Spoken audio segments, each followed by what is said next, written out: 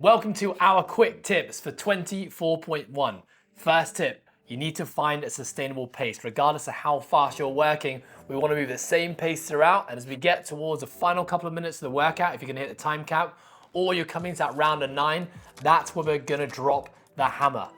First tip is decide roughly how long this workout's probably gonna take you. For example, 10 to 12 minutes. If you're doing a 10 to 12 minute workout, how fast are you gonna start? You're probably not gonna start all out. Pick a pace that's a little bit slower. Just think about that time frame.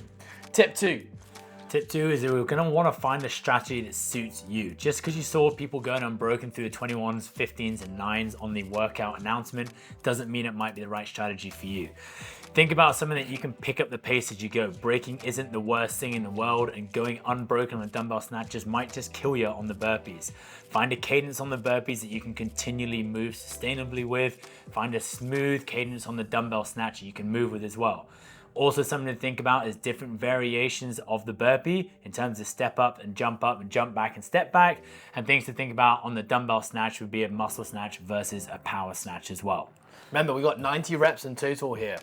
Once you finish the first set of 15 dumbbell snatches, you are over the halfway mark. So if you're someone who likes to think about how many reps you have remaining, you've done a lot of the hard work already. Anything else, Ant? Good luck, team. Now, for those of you who are still here, we're gonna go into a viewing of 5 of our coaches and operations team taking on this workout. We have Mr. Chris Toison, who is competing in the 35 to 39 category following the elite program. We have Mr. Anthony Haynes, follows the elite program, who is gunning for semi-finals for CrossFit Games. We have me, a recreational, slightly injured, slightly broken masters athlete in the 35 to 39 category. We have Tammy, who's been following the build program for the last year, who's still extremely fit and has finished on the podium in the CrossFit Games in the team division. And we have Isabel Wolf, who is only less than a year post-birth, who is stepping up and doing the CrossFit Open. So we're gonna give you some running commentary now, starting in 4, 3, 2, 1. Okay, and kick us off. What are we seeing here? First things first, read the movement standards. Tammy and Izzy have got it wrong, I think. You're supposed to start with the back to dumbbell, which we all did. They just stepped back, so I actually don't know if that's a problem or not. I think the only problem would be here is that if you were filming yourself, is that you would be in trouble because the back's just facing the camera. Which these two weren't, I believe. I don't think these two are gunning for the quarterfinals, so it doesn't actually matter in this situation. But if you are, definitely something to think about. Of course, with that being said, it goes without saying that we hope that you guys have been practicing already. I know we always do this on the process. We remind our athletes about filming. Practice filming. It is a skill that if you can nail it straight away, you don't even have to worry about it. If you're bad at filming yourself and you're bad at setting up angles, you're poor at charging your phone, you forget about the airplane mode and all that stuff, this is going to be an extra stressor for you that you don't want to deal with. Get that all nailed, dialed in before you step in to do the workout. Okay, something else we're seeing here. So cycling speed is going to be important, right? So out of the 5 people, I was the slowest on those 21 dumbbell snatches. I also did have a no rep where my dumbbell didn't touch the floor. Unfortunately, Krishka's a bloody good judge and she actually caught it.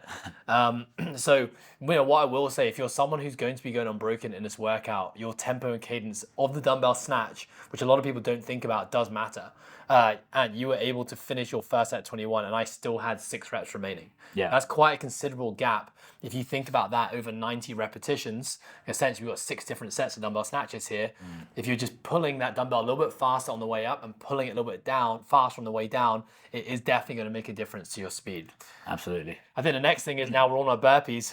We've got lots of different techniques here. I implemented a step-up strategy, and my plan was to basically hold that throughout the whole thing. You were going with a jump-up strategy? No, I stepped up with my outside foot for the 21s and 15s, but it was a fast step up.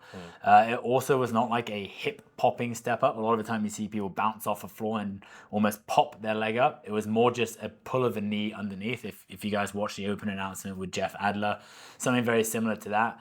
And the reason why I would do that is because the dumbbell is slightly different to something like the barbell. With the dumbbell burpee, notice where my hands are going every time, which allows my feet to basically come up in line with the dumbbell every time. What I was seeing a lot, we had 2 other heats after us go, and I was doing some of the judging as well, is that people were putting their hands almost in line with the dumbbell, which means that as they completed their step up, their feet were actually behind the dumbbell. It would almost be a bit of a diagonal jump to get over the dumbbell, which is just inefficient. So yeah, set your hands further in front of the dumbbell so that as you complete the step up, it's only like a half step up anyway, then it allows you to go straight into the jump. What I will say is that the step up can still be a fast technique. You know, Jeff Adler in the who won the open announcement workout, he implemented a step up for the first round as well, and was still moving really fast.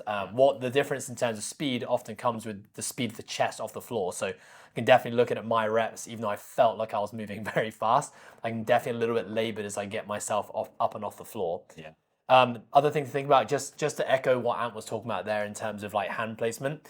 What I did before the workout was just basically place my hands down, so I had 2 chalk marks on the floor, so that, you know, when you're in the midst of a workout and, you know, you don't really want to think about that kind of stuff, if you have chalk marks on the floor, it's going to make it a little bit easier to make sure you're hitting that same spot every single time. I also put a line, I think, Ant, you put a mark under your dumbbell as well, just to make sure for those who are filming, you know, this is a workout where you could be moving around on the floor a bit. So if you just put a little mark on the floor under your dumbbell where you want it to be, that's going to ensure you don't move out of frame in the workout. Yeah. I honestly, one of the things that I focused on was speed off the floor with my chest, because that's definitely somewhere where people slow down a lot. Yeah. So just trying to drive off, as soon as my chest hit the floor, drive up hard. And then the next one is stay low. I'm pretty sure like my hands never ever come above like really the line of my knees. And that basically keeps me hinged over.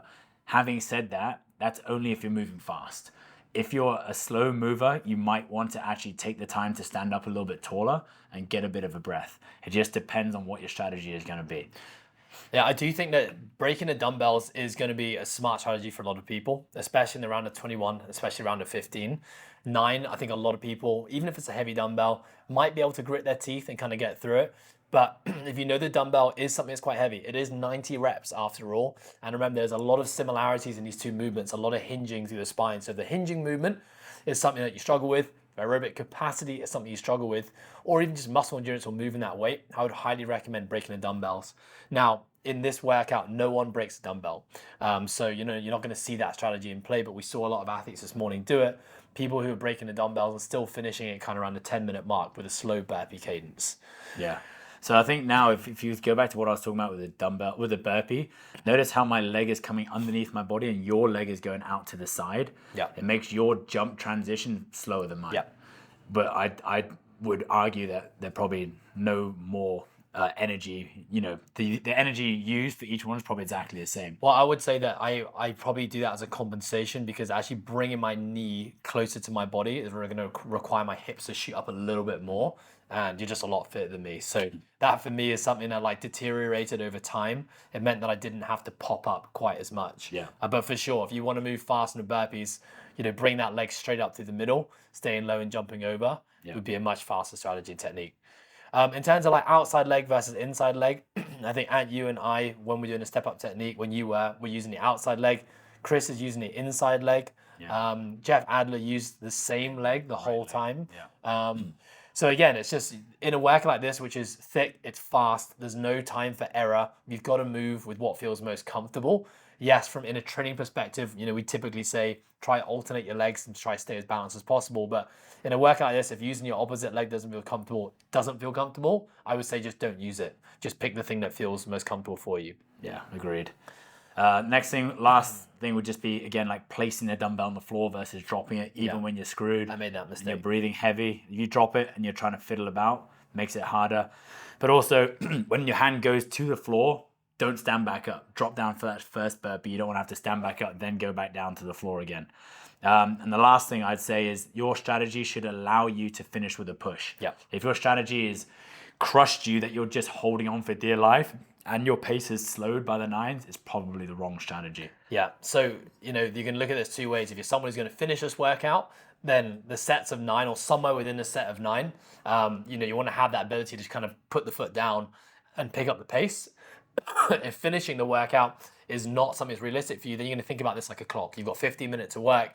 When you're kind of approaching that final 1 minute to 2 minutes, you want to have that another gear that you need to be able to step up on. Admittedly, for myself, I kind of increased the speed on my very last set of burpees. In hindsight, I probably could have stepped up my speed a little bit before that, maybe the second last set of a set of 9. But again, that's my fault for not being aware of what my capacity is these days, because I haven't pushed to this level, in my training. So You did a 2-foot jump on the last burpee there. I did, yeah. I just wanted to figure it. I think that's because I knew that I had a bit more to give for this last little bit. Yeah. Yeah. So here I'm picking up the cadence of my dumbbell snatches. I think probably because I could just see Chris in the corner of my eye. He was a little bit ahead of me. And then, I was able to, use the jumping technique for the finish here. And you can just see the difference in speed versus a step up. This is just obviously is not a pace that I can sustain for the whole workout. Yeah. Anything else, Ant? Any other thoughts on this? I would say just like no reps are costly in a workout like this because it's thick and fast in the leaderboard. There's going to be a lot of people within a minute or within seconds of each other. So just make sure no reps are kept to an absolute minimum. Little things like placing the dumbbell down so you don't have to readjust the dumbbell. Make sure you're doing that. Make sure, excuse me, my throat is a bit messed up from doing the workout. Make sure, remember the right hand and left hand thing. So what you don't want to do, especially in the workout, it can get a little bit confusing as to which hand you have next. Something you can do is ask your judge or write down on the judging scorecard which arm you should be doing each set. I just asked Krishka just to remind me at the start of each one, whether it's right hand or left hand. That might be something that helps. In terms of which arm you start with, that's something else you want to think about as well. Personally, for me, I started with my weaker arm so that when I was more fatigued, I could call on my stronger arm to do the work. Any thoughts on that? No, I was the same with you. Hook grip? Yeah, I use hook grip. That's why we have tape on the thumbs, shove it to the front of the dumbbell.